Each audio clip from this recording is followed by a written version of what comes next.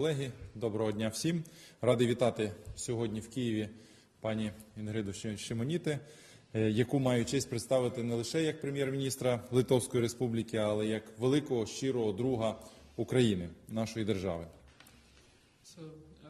Dear Madam Prime Minister, dear friends, dear colleagues, I am glad to welcome today in Ukraine, in Kyiv, Madam Інгріди Шимоніте, and for me it is an honor to introduce her not just as the Prime Minister of the Lithuanian Republic, but also as a great and sincere friend of our state. Друга, який завжди чітко, послідовно підтримував і надалі підтримувати Україну у боротьбі за відновлення суверенітету, територіальної цілісності і у міжнародно визнаних кордонах за наше європейське і євроатлантичне майбутнє. It is a friend who will always strictly and consistently support Ukraine, just like a friend who has been supporting Ukraine all this time in its fight for restoration of the sovereignty and the territorial integrity within the internationally recognized borders and in the fight for our European and Euro-Atlantic future. Цей візит – знаковий символ безпрецедентного руху вперед за всіма напрямами нашого двостороннього співробітництва, що вже давно стало стратегічним партнерством, справжньою та щирою дружбою. This visit is an important symbol of the unprecedented movement of the progress in all the directions of our bilateral cooperation, which has long been a strategic partnership, true and sincere friendship. Ключовим питанням нашої зустрічі стало, безумовно, загострення безпекової ситуації в Європі на тлі триваючого нарощення військової присутності Росії вздовж наших кордонів. The key point, the key issue of our meeting is, of course, the escalation of the security-related situation in Europe at the background of the continuous increasing of the military presence of Russia along our borders. Я вдячний пані Шимоніте за висловлену підтримку та готовність спільно протидіяти агресивним діям РФ. And I'm thankful to Madam Шимоніте for the support she presents and for the readiness to together oppose the aggressive actions of the Russian Federation. Особливо хотів би подякувати за готовність литовської сторони поставити Україні переносні зенітно-ракетні комплекси «Стінгер», портативні тепловізори та інше обладнання. Розглядаємо таку дуже вчасну, дієву допомогу, як прояв солідарності з Україною. I'd like to separately appreciate the willingness of our Lithuanian counterparts to supply to Ukraine portable anti-aircraft Stinger missile equipment, portable teplовizors and other equipment. We consider this a very timely and important support as the sign of solidarity with Ukraine. Цінуємо активну допомогу Литви у зміцненні обороноздатності нашої держави, реабілітації поранених українських військовослужбовців, відновленні постраждалих від агресії РФ регіонів України. Зокрема, це відбудова в місті Авдіївка Донецької області школи, яку фінансувала Литовська Республіка. Ми також за це глибоко вдячні. We value active support of Lithuania in strengthening the defensive capacities of our state, in rehabilitation the wounded Ukrainian military men, and restoring the regions of Ukraine that have suffered from the aggression of the Russian Federation. And I'd like to separately mention the reconstruction of a school in the town of Avdiivka in Donbas, and we truly appreciate that. Хочу окремо подякувати за нещодавне рішення литовського уряду про відновлення після нетривалої та обумовленої пандемією паузи програми реабілітації поранених українських військовослужбовців. And I'd like also to thank the Lithuanian government for their recent decision to continue the program of rehabilitation of wounded Ukrainian military men after a short pause which was caused by the pandemic. Україна також завжди готова підставити плече допомоги Литовській Республіці, як нашому другу, як це було влітку минулого року, в період міграційної кризи, коли ми надавали гуманітарну допомогу для облаштування кордону країни з Білоруссю під час одної з гібридних атак у вигляді міграційної кризи. Ukraine is always willing to provide the necessary help to the Lithuanian Republic, like it was in summer last year during the migration crisis, when we provided humanitarian support to equip the border of Lithuania with Belarus during one of the hybrid attacks caused by that migrant crisis. Ми розраховуємо також на підтримку Литви у питаннях енергетичної безпеки України, зокрема в запобіганні застосуванню будь-яких винятків із третього енергетичного пакету ЄС в контексті зусиль оператора газопроводу «Північний потік-2» отримати винятки від стандартних умов сертифікації. We also count on the support from Lithuania in terms of ensuring energy security of Ukraine. In particular, we're speaking here about prevention to providing any exceptions from the third energy package of the EU, and we know it's in the context of the efforts of the Nord Stream 2 operator trying to achieve some exceptions from the standard terms of certification.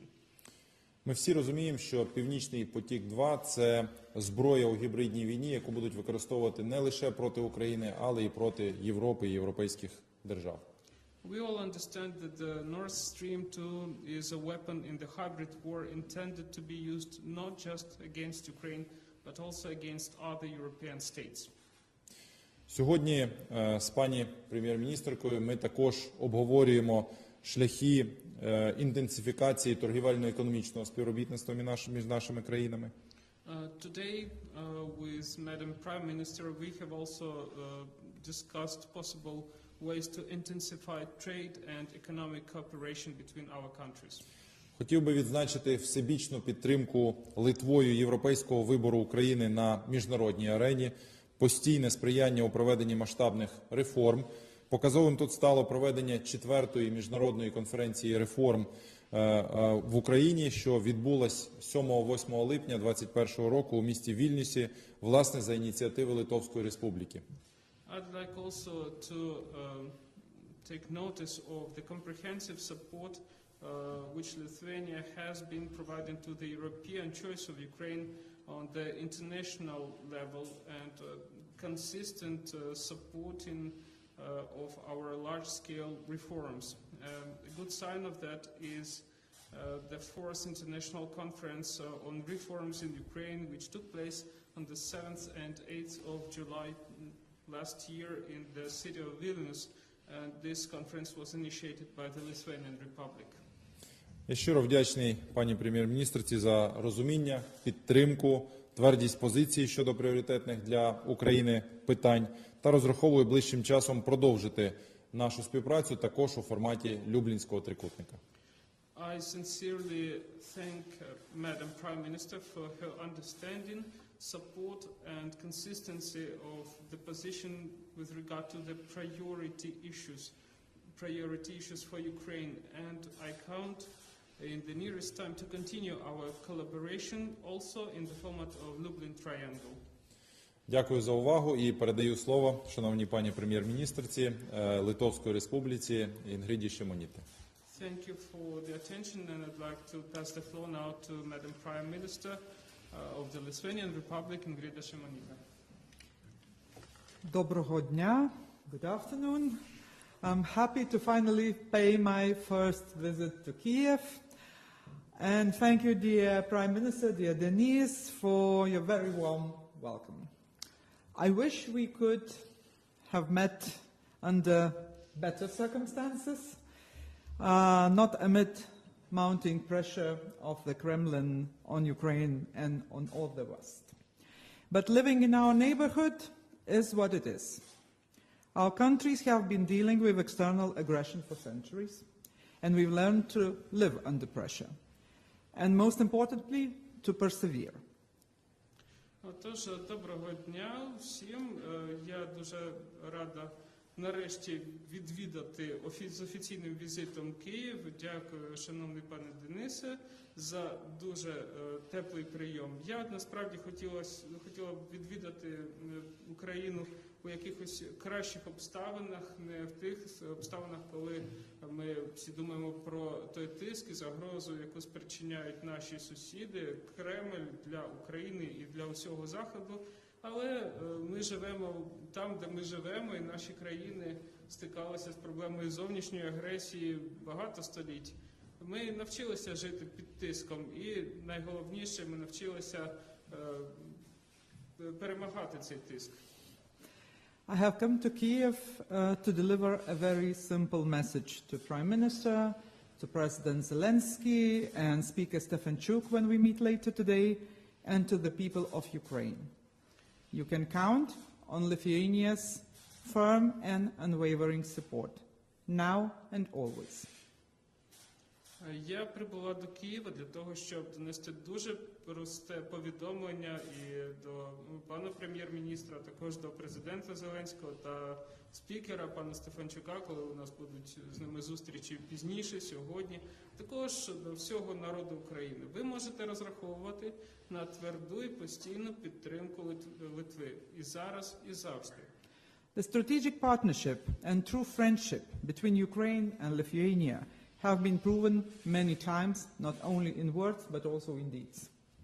Стратегічне партнерство та щира дружба між Україною та Литвою були перевірені часом у багатьох випадках і були підтверджені не лише на словах, але й на ділі.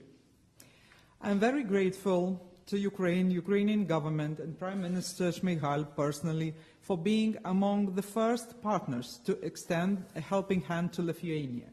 When my country found itself on the front line of Mr. Lukashenko's hybrid aggression against the EU using irregular migrants. Ukraine offered and delivered a much-needed barbed wire to help us protect the integrity of Schengen border. This help is deeply appreciated.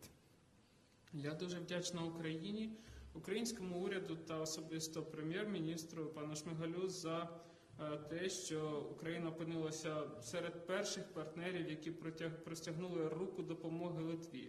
Коли моя країна опинилася на передньому краї гібридної агресії пана Лукашенка, агресії проти ЄС з використанням незаконних мігрантів, Україна запропонувала і доставила надзвичайно потрібну нам в той момент партію колючого дроту для того, щоб захистити цілісність шенгенських кордонів. Ми дуже вдячні за цю допомогу.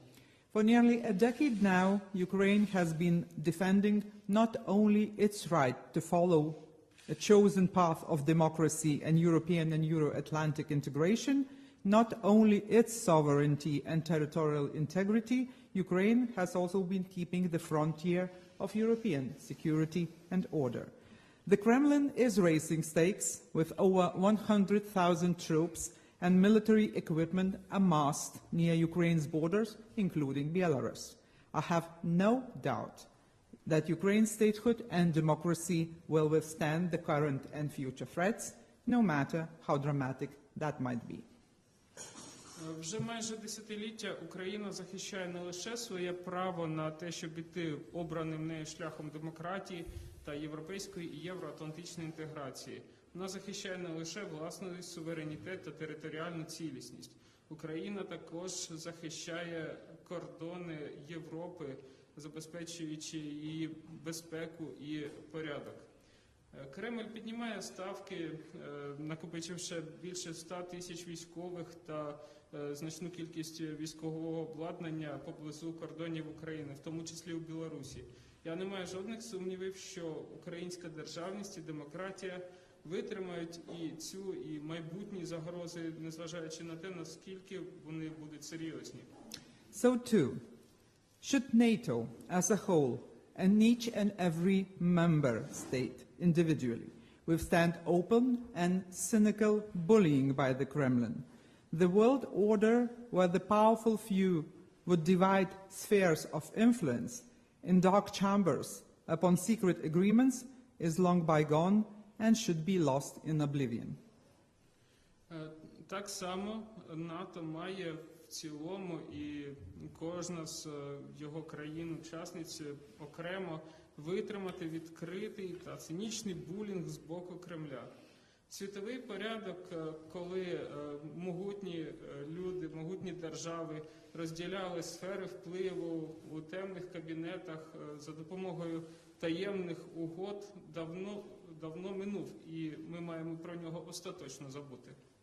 NATO stands united, rejected Russia's ultimatums as non-starters and upholding the main principles of the open door policy, as well as the sovereign right of Ukraine or any other country to choose their alliances. NATO has also asserted that Russia will not have veto power over alliances' internal decisions and policies.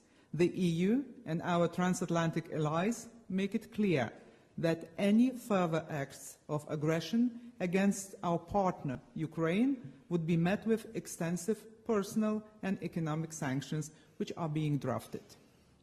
НАТО єдиним фронтом твердо відкидає ультиматуми Росії і буде і надалі твердо підтримувати основні принципи політики відкритих дверей, а також суверенне право України та будь-якої іншої країни самостійно обирати своїх союзників. НАТО також запевняє, що Росія не матиме права вето стосовно внутрішніх рішень та політик альянсу.